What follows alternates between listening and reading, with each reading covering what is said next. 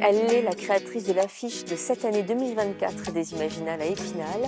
La scénariste et dessinatrice Daria Schmitt est notre invitée dans Délivrez-vous.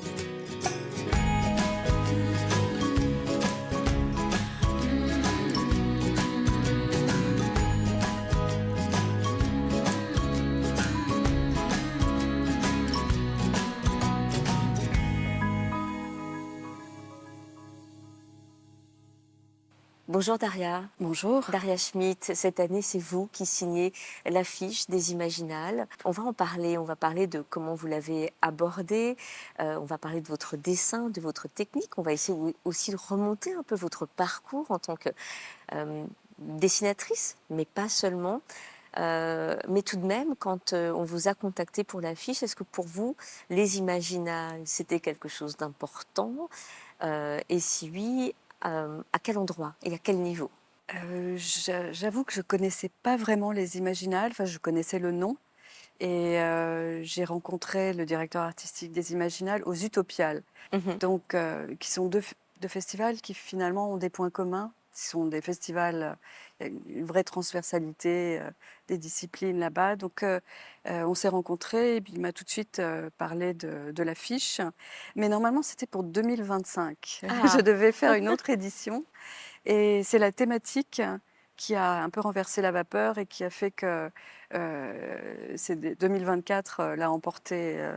Mmh. Hem, J'étais très, très heureuse de le faire, d'autant qu'il y avait une exposition, que c'était un tout. C'était pas juste une affiche, c'était une vraie participation, une vraie implication dans ce festival. Mmh. Donc voilà, j'étais ravie de le faire. Qu'est-ce que ça veut dire faire une affiche? Est-ce que c'est quelque chose qui parce que dans une affiche, on doit dire beaucoup de choses. Une affiche est censée aussi attirer le public, c'est quelque chose en une seule image finalement de communication, mais qui doit aussi dire beaucoup de choses. Est-ce que c'est un exercice qui vous plaît, qui vous intéresse? Ah oui, absolument. C'est vrai que c'est un exercice de, on va pas dire de synthèse, mais beaucoup de choses doivent passer par là. Et il y a aussi, là, il y avait un thème quand même qui était très fort, hein, plus quelques contraintes. Le fameux château d'Épinal qu'il faut insérer, auquel il faut toujours faire un clin d'œil. Et la contrainte la plus compliquée, on va dire, c'est le double format. Pour la composition d'une affiche. Il y a un double format, il est à la fois portrait et à l'italienne. Enfin, et du coup, pour la composition, c'est compliqué. Il faut voir comment on va pouvoir couper dedans. Mmh. Donc je dirais que c'est ça voilà, qui pose le plus de problèmes. Et ensuite, bon, bah, on se laisse porter par le thème Mmh. et on raconte une histoire, un moment. Voilà, c'est ça. Il faut trouver la bonne histoire. Est-ce que comme en littérature, vous savez, je bêtement en 2 groupes, mais il y a beaucoup plus que ça, mais vous savez, il y a ces Oulipiens qui aimaient beaucoup, des contraintes, des choses comme ça. Est-ce que vous, faites partie de celles et ceux qui aimaient plutôt la liberté, ou au contraire, les contraintes, ça peut aussi nourrir encore plus son travail? Les contraintes, ça nourrit toujours, le travail quelque part, mais je ne sais pas si j'en ferais, voilà, la structure, je ne suis pas olympienne, mais en effet, les contraintes, un thème, bah, voilà, au moins, ça aide à choisir parce que quand on est totalement libre, bah, ça prend encore plus de temps quelque part, hein. Mmh. On l'a pas toutes les 2 là, l'affiche, mais on va la voir sur l'écran, mais peut-être expliquer ce que vous avez voulu raconter, vous, comme histoire, dans cette affiche des Imaginales? Alors le thème, c'est Memento Mori, donc voilà, j'ai voulu raconter. Alors, tout de suite, ce qui m'est apparu, c'est l'histoire du château. Comment insérer ce fameux château dans cette histoire-là. Et tout de suite eu en tête le tableau de Böcklin, l'île des morts, l'île aux morts. Donc voilà, j'ai fait une sorte de clin d'œil appuyé à ce tableau. Il y a toutes sortes de références dans l'affiche. Il y a des références qui font partie de la culture voilà, générale, on va dire. Le Styx, la barque de Charon. Et puis pour Memento Mori, il fallait une toute jeune personne qui va justement vers ce point à l'horizon, Mmh. voilà, qui nous attend tous, cette fameuse île. Donc voilà, j'ai construit cette affiche autour de ce moment, ce voyage. Mmh. La notion de voyage, quelque chose d'important pour vous, de déplacement aussi, alors voyage physique, mais voyage aussi, dans l'histoire, dans le temps, voyage aussi dans différents espaces. J'ai l'impression que c'est quelque chose qui vous interroge? Le voyage, ah oui, c'est pas je sais pas comment dire, le voyage immobile pour un dessinateur, oui certes. Hem, c'est pas cette notion-là qui m'habite, on va dire, le voyage. C'est plutôt, heu les croisements, c'est plutôt, les mélanges improbables, et d'ailleurs, le voyage que fait, le personnage sur l'affiche, c'est un voyage assez immobile, tout est assez figé comme ça. On a plutôt l'impression du temps suspendu, Mmh. heu et cet espace-là, c'est un espace, mmh, l'espace m'intéresse, ça c'est sûr, Mmh. plus que le voyage en tant que thème, on va dire. Mmh. Mmh. Alors, je parlais de voyage et de temps parce que je pensais à d'autres auteurs. Vous parliez de références pour l'affiche, mais je crois que vous êtes aussi quelqu'un qui avait beaucoup de références, pouvait aussi mettre vos pas dans le pas d'autres artistes, d'autres écrivains. Vous l'avez fait avec Lovecraft, entre autres choses. C'est aussi ça, une sorte de voyage finalement. C'est Oui, aussi un dialogue qu'on peut faire avec d'autres artistes d'une voilà. autre époque, etc. Absolument, c'est ce que je disais dans les croisements, dans les rencontres, plus que le voyage tel qu'on peut l'imaginer tout de suite, c'est-à-dire, découvrir, d'autres contrées, se dépayser. Alors, oui, c'est ça, c'est des dialogues, plutôt, une sorte de dialogue, comme ça, à travers le temps, à travers l'espace, puisque là, en l'occurrence, Lovecraft, est un auteur américain et ça, c'est quelque chose qui, voilà, qui nourrit beaucoup mon travail. De cheminer avec, un autre auteur ou, faire un bout de chemin. Alors pas du tout pour l'adapter, mais je sais pas trop décrire ça, mais, pour continuer à parler un peu avec lui ou pour explorer son œuvre. Mhm, c'est ça. C'est un peu une exploration. Mmh. Est-ce que le dessin est une exploration pour vous? Est-ce que c'est pour ça que vous faites du dessin, pour explorer votre monde et d'autres mondes aussi? Oh oui, ça je pense que oui. C'est pour l'explorer, pour le construire aussi et le construire, minutieusement, essayer de voilà, de lui donner de la chair. Mmh. Mmh. On y passe beaucoup de temps à faire ça. Alors, pour votre dessin particulièrement, on va parler de la technique parce qu'il y a effectivement un dessin dont on sent, derrière les heures et les heures et les heures de travail, une espèce de pratique très particulière. Parlez-nous de votre pratique, et de comment vous y êtes, arrivés. Ça fait pas si longtemps que ça que je travaille, c'est je crois mon deuxième album à la plume, et en noir et blanc et ça sera pas le dernier parce que c'est vraiment j'ai trouvé là quelque chose qui me convient tout à fait. Avant je faisais de la couleur directe, c'était du crayon, de l'acrylique, et la plume, ça a été une vraie révélation, le noir et blanc. Heu, donc moi je travaille à la plume, à l'encre de Chine et en faisant des tas de petites hachures Mmh. et voilà donc les hachures, la plume, c'est une technique très exigeante, très chronophage, et on passe des heures, à entendre le petit bruit de la plume qui frotte Mmh. sur le papier et voilà, c'est une sorte d'hypnose comme ça, heu, qui me convient bien. On se plonge complètement dans le dessin. Mmh. C'est un voyage aussi, sonore, on va Oui, c'est dire. ça, Mmh. j'entends. Finalement, c'est un voyage sonore pour la musicienne que vous êtes aussi. J'ai fait de la musique, oui, c'est vrai. J'ai fait beaucoup de piano Mmh. et j'ai arrêté avec le dessin, voilà. D'accord, le dessin a pris finalement le relais Oui, du piano. j'étais pas non plus un grand Mmh. interprète, hein. Mmh. J'ai fait du piano comme beaucoup, mais j'en ai fait toute mon enfance jusqu'à, voilà, jusqu'à ce que je commence des études d'architecture et Mmh. là, le temps ne m'a plus permis de pratiquer le piano donc j'ai basculé du côté du crayon D'accord. définitivement. Mmh. Et les choix se font comme ça au fil de votre vie parce qu'effectivement, vous avez fait des études d'architecture, vous auriez pu, simplement être architecte et cetera, mais le dessin a pris finalement le pas Oui. sur tout ça? Le dessin et l'écriture quelque part parce que je fais les 2 Mmh. et je sais pas si, je ne sais pas si je ferais si je ferais ce type de technique sur des scénarios qu'on me propose. Voilà, c'est un tout. quelque part. Donc jusqu'à maintenant, c'est votre façon de raconter des Oui. histoires, parce que c'est aussi ça, à travers le dessin, avec vos propres histoires, parfois inspirées ou en tout cas nourries par d'autres écrivains, d'autres époques, Mm. d'autres mondes. Quel rapport vous avez avec la notion d'imaginaire? Parce qu'on est à un festival des mondes imaginaires, qui est certes transversal, mais tout de même, c'est le Mm. mot d'ordre, hein, Mm, mm. l'imagination, l'imaginaire. Vous êtes dans ce domaine-là aussi. On va parler de Lovecraft, mais quel rapport vous avez à ça? Là aussi, est-ce que c'est quelque chose qui a nourri quelque chose depuis l'enfance ou pas du tout? Ah si, si, moi je suis une grande lectrice depuis, voilà, depuis l'enfance. C'est quelque chose de très important, le monde des livres. Et j'ai toujours aimé. Je crois que le premier livre que j'ai lu en lecture autonome, petite, c'était Tove Jansson, Les Moumines. Et donc j'ai commencé par les mondes imaginaires et jamais, jamais tellement. Enfin, je lis de tout, Mhm. mais ça m'a particulièrement marqué. Pareil, les contes, Mm. on me racontait beaucoup. Mhm. Les contes de Nodie, on nous lisait beaucoup à la maison quand on était vraiment toute petite. Et moi, j'ai continué sur la lancée. Et j'adore les contes, les mondes imaginaires, le fantastique. Mhm. C'est une façon de parler du monde, quoi. C'est un filtre. L'étrangeté est quelque chose à explorer, qui fait plaisir à explorer, quoi. Est-ce que c'est plus une façon de s'échapper, donc un échappatoire, ou au contraire un pas de côté ou un recul nécessaire pour mieux regarder le monde dans lequel on vit? Ah oui, pour moi, c'est clairement ça, plus qu'une échappatoire.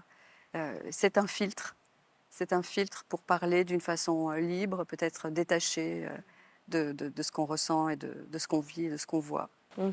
Parlons de Lovecraft, dans lequel vous avez aussi plongé, parce que c'est un mot que vous utilisez.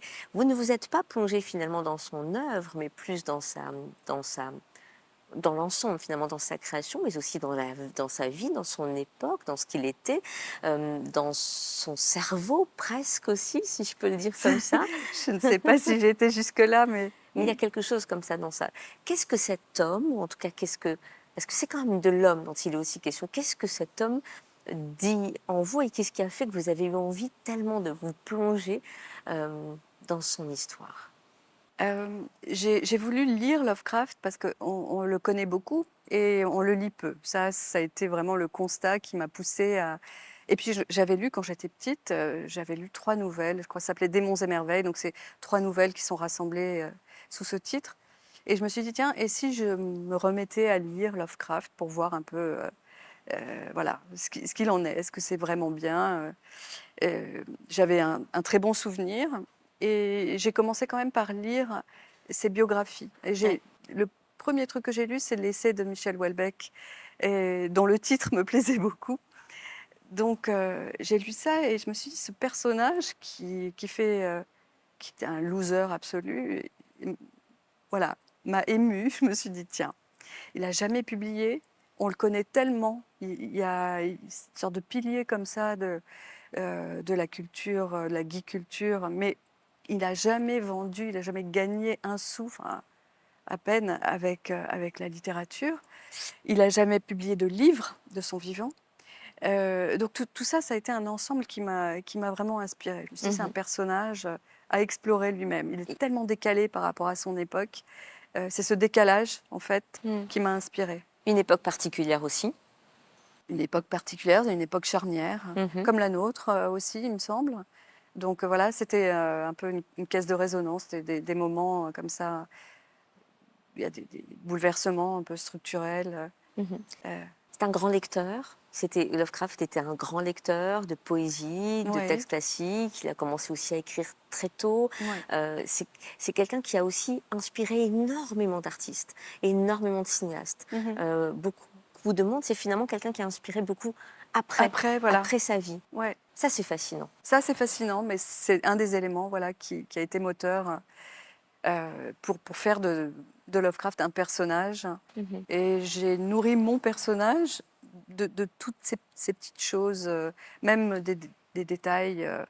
de sa vie quotidienne, c'est-à-dire il aimait beaucoup la glace. Il y a plein, c'est émaillé de plein de petites références comme ça. Mhm.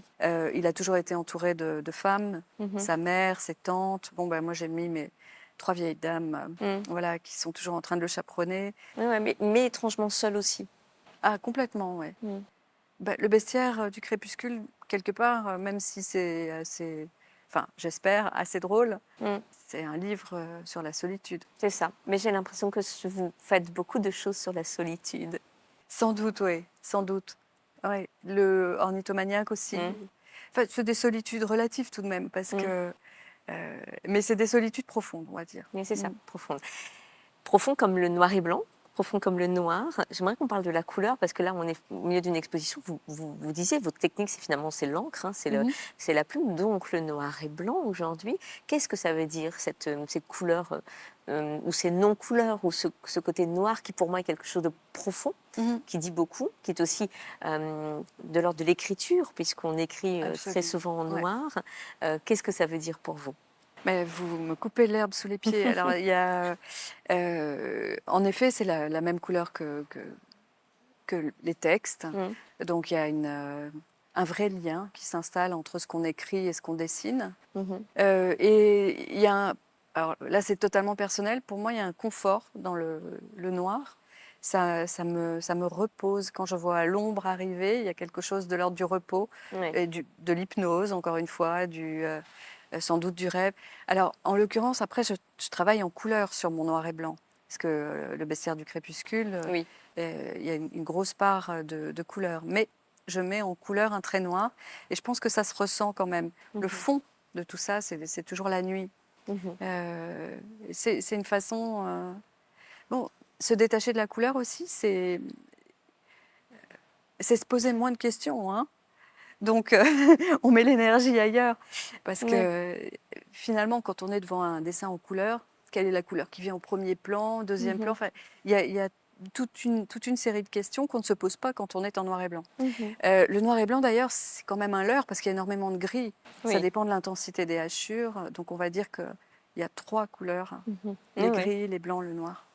Et quand vous pensez à votre enfance, à votre passé, est-ce que vous pensez en couleur ou en noir et blanc? Ah, je pense en couleur. Oui. C'est une traduction. Oui. C'est un filtre, le noir et blanc. Mm. Je vais revenir quand même sur les choix de vie, le fait que le dessin finalement prenne le pas au niveau professionnel sur tout le reste. Là, c'est vraiment quelque chose qui n'est pas calculé de votre côté. C'est vraiment, c'est assez rare. C'est vrai que je vous pose la question, puis je ne dois pas être la seule, mais c'est vrai que c'est assez rare les dessinateurs qui percent, qui réussissent, qui n'ont pas été ces dessinateurs qui n'ont jamais cessé de dessiner depuis l'enfance.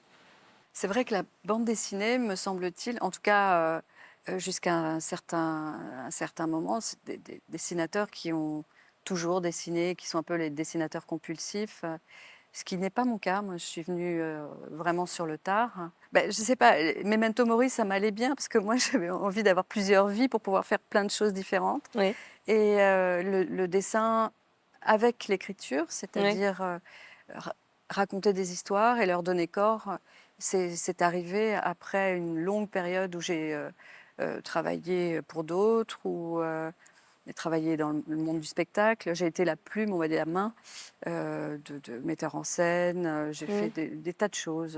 mm. Des, le dessin n'était pas une fin en soi et je crois que ça me manquait. Ouais. Finalement, il y a aussi quelque chose, c'est que là, vous avez pris totalement possession de ce que vous faisiez. C'est-à-dire que vous C'est n'êtes plus ça. au service des autres, vous Mm. êtes au service de vos histoires, Mm. de ce que vous avez vous-même envie de raconter. C'est aussi reprendre finalement sa vie, son travail en main et d'être maître, seul maître à bord. C'est d'être, oui, ça c'est sûr, on est seul maître à bord, même si on partage quand même ces aventures avec les éditeurs qui sont importants. Et justement pour le bestiaire du crépuscule, j'étais avec une éditrice qui a vraiment cheminé avec moi sur ce travail. Et je continue pour le prochain avec un autre éditeur. Et puis d'autres gens, c'est des rencontres en fait, les livres. C'est de reprendre en main aussi. J'ai gardé de mes études d'histoire et, euh, et des études d'archi quoi, une sorte de culture du projet. Donc, tous ces projets rassemblent des expériences différentes. Pour le prochain, par exemple, je travaille avec des scientifiques. du Parce que Muséum d'histoire naturelle. quelle est la thématique? La Ah, ça, thématique, alors, ça m'étonne. Le Muséum d'histoire naturelle, ça ne m'étonne pas parce qu'il y a effectivement la place des animaux est voilà, intéressante chez vous. Mhm. voilà, voilà. Moi, je travaille sur une relique célèbre et puis sur qu'est-ce que c'est que le vivant. Mm. Voilà. Donc en fait, c'est un peu des creusets comme ça dans lesquels je mets toutes sortes d'ingrédients Mhm. et des rencontres avec des gens différents. Et le projet se développe comme ça. Donc c'est pas complètement un travail solitaire, mais en tout cas, c'est moi le chef d'orchestre, oui, Oui, ça c'est c'est ça. sûr. Qu'est-ce que c'est que le vivant? C'est la grande question de notre siècle et de notre époque aussi, C'est notre ça. rapport au vivant, la Ben voilà. biodiversité, etc. Là encore, c'est ce que vous disiez par rapport à Lovecraft, et que finalement, on a beau se plonger dans une époque différente de la nôtre, ça fait écho aux questions qu'on se pose aujourd'hui. C'est finalement ce que vous faites toujours. Sans calcul, hein, sans calcul, c'est Mm. des choses qui nous traversent tous, je pense. Et Mm. puis tout d'un coup, voilà, il y a des questionnements et puis enfin, il y a des éléments qui viennent s'agréger. Mm. On ne sait pas trop pourquoi. Il y a une sorte de nébuleuse, puis tout d'un coup, ça devient plus concret. Et puis, il y a cette espèce de nécessité de travailler sur tel thème, tel angle. Avec, et puis, il y a aussi une part de hasard, comme ça. Alors, le hasard, on peut interroger cette notion, mais euh, pour moi, c'est important de se laisser porter tout d'un coup, d'accueillir des choses qui nous traversent et de se dire, tiens, ça, Mhm. je vais rester un petit moment là-dessus. On a tendance aussi, quand on regarde les mondes imaginaires ou d'autres choses, quand on plonge comme ça, ou se dire aussi il y a une vraie inquiétude face au monde. Est-ce que ça, c'est votre posture aussi? Quel rapport vous avez au monde d'aujourd'hui, aux inquiétudes qu'on peut avoir ou pas? Est-ce que ça, vous l'injectez aussi dans votre travail? Si inquiétude il y a. Alors, si inquiétude il y a, j'imagine qu'il y a toujours de l'inquiétude, mais mon travail, en tout cas quand j'écris, il y a une sorte d'humour décalé. Donc, Ouais. ça aussi, c'est une façon de faire face à l'inquiétude et en tout cas de pouvoir la libérer dans le dessin tout en la retenant au niveau de l'écrit. Mais je n'ai pas de. Enfin voilà, je pense que je suis comme d'autres. J'ai pas je suis pas tenaillée complètement Mhm. par l'inquiétude, heureusement. Euh, mais bon, les choix, le fantastique, les mondes un peu labyrinthiques. Mais bon, moi, je commence à y être plutôt accoutumée. Ça m'inquiète moins finalement que d'autres choses. Les C'est plus. labyrinthes, ça va du Centaure jusqu'à Alice au pays des merveilles. Voilà, Hein, ces exactement. mondes-là. Finalement, voilà, c'est un lieu plus confortable des Mhm. fois. Un lieu de l'enfance aussi. Voilà, exactement. Mhm. Là, c'est comme le grenier, les ombres, et Ouais. cette façon de se faire peur finalement qui est une façon plus maîtrisée, parce Mhm. que l'inquiétude est auto-générée. Oui, oui. Et le grenier, c'est l'endroit où on s'isole, Oui, où on va trouver les reliques du passé, où on va pouvoir aussi se cacher un peu, on va entendre des sons. Hein. oui, Ça peut aussi avoir le parquet voilà, qui qui craque un peu. grince. Mhm. Et c'est surtout un lieu d'interprétation Ouais. Et où le temps s'arrête. où le temps s'arrête, Parce que absolument. le rapport au temps, vous l'avez dit, il y a ce côté un peu. Donc il y a un rapport au temps chez vous, dans votre travail, dans votre façon de faire. Il y a aussi et là, pour le coup, la façon de travailler, un échappatoire quand même Ouais, aussi au temps qui passe. Hein, c'est vrai, c'est ouais. vrai. Et on est complètement décalé quand on fait ce type de travail, justement par rapport au temps, parce que les autres disent, tu fais quoi? Ben, moi, je fais un livre. Bon, t'as fini quand? Ben, dans 3 ans. Alors, c'est des cycles de 3 ans Ouais. quand d'autres. Je parlais en arrivant là, dans le train avec une autrice de fiction, de littérature, et elle me disait qu'elle mettait 6 mois pour écrire un livre. Je dis, 6 mois, c'est extraordinaire. Et moi, voilà, c'est 3 ans. Donc, je sais pas, c'est un peu comme la vie des chats.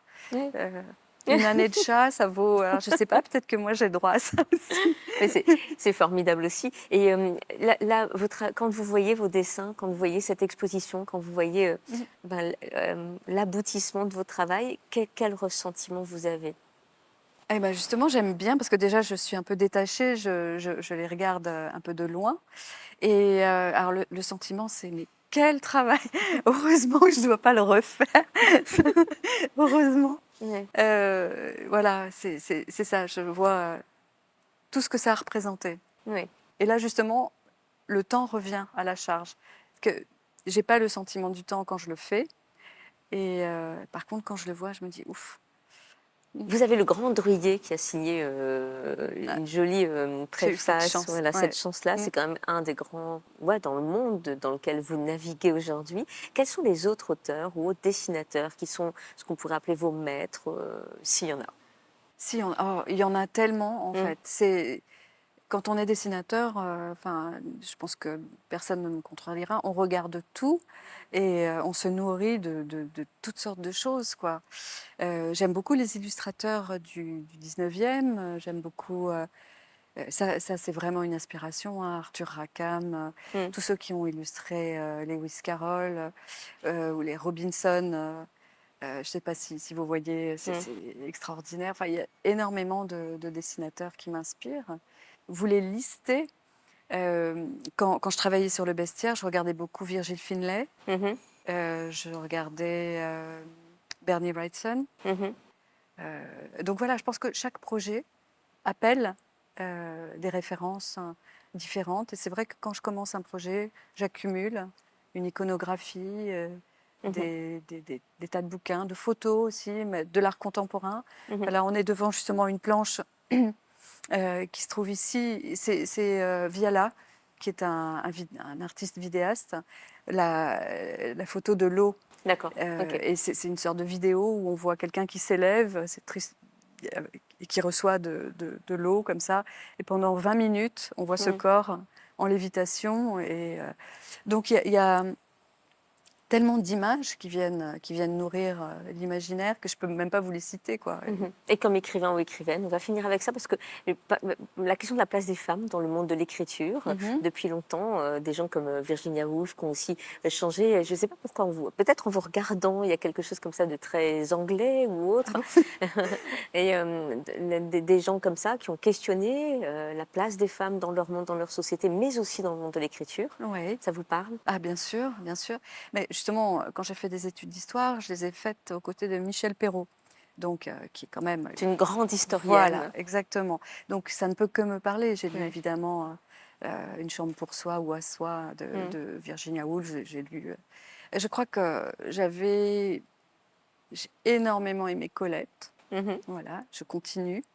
Euh, mais voilà, j'ai beaucoup lu tout ce qui me tombe, tout ce qui me tombe sous la main. Et très récemment, j'ai illustré pour l'Imaginaire Gallimard un texte de Leonora Carrington, Ah, d'accord. voilà, qui était peintre, dessinatrice, sculptrice et qui a beaucoup écrit de textes. Donc en effet, la littérature et les femmes en littérature, Ça vous c'est bien intéresse. sûr. Merci beaucoup, Daria Je Schmidt. vous Vous en êtes prie. la créatrice de l'affiche 2024 des Absolument. Imaginales. Merci beaucoup. Merci à vous.